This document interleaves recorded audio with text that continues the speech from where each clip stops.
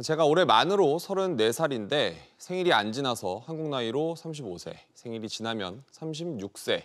같은 해인데도 나이가 달라집니다.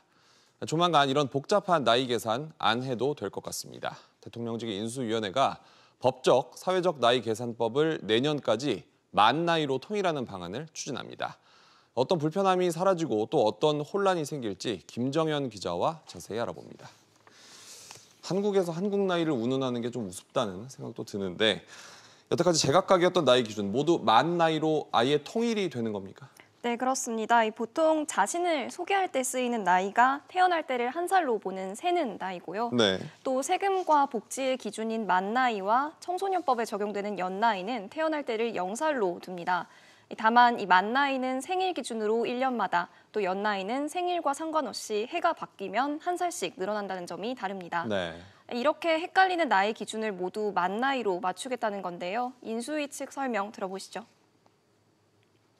민법과 행정기본법에 만나이 계산법 및 표기 규정을 마련하여 연나이 계산법을 채택하고 있는 개별법의 정비도 추진할 예정입니다.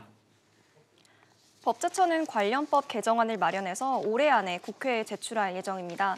개정안은 이르면 내년 초쯤에 국회를 통과할 것으로 전망됩니다. 한 사람이 2개 내지는 3개의 나이를 가지고 계속 왔다 갔다 하는 셈인데 이렇게 만 나이로 정리가 되면 구체적으로 어떤 점이 달라집니까? 네, 구체적으로 이 행정 서비스를 받거나 또 각종 계약을 할 때 혼선이 줄어듭니다. 예를 들면 자동차 보험 계약에 적용되는 나이가 만 나이인데요. 네. 계약서에 만이라는 글자가 없어서 새는 나이로 인식을 해서 이 보험금을 못 받는 사례도 발생을 하는데 이를 방지할 수 있습니다.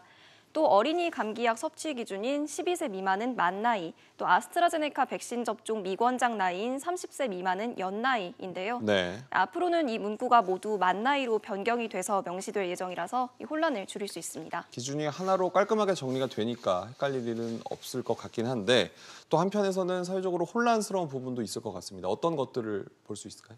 네, 직장 내 사내 기준도 모두 만 나이로 바꿔야 하다 보니까 이 기존 나이를 만 나이로 환산할 것이냐 아니면 이 기존 나이에 만을 붙일 것이냐에 대한 노사 입장 차가 있을 수 있습니다. 네.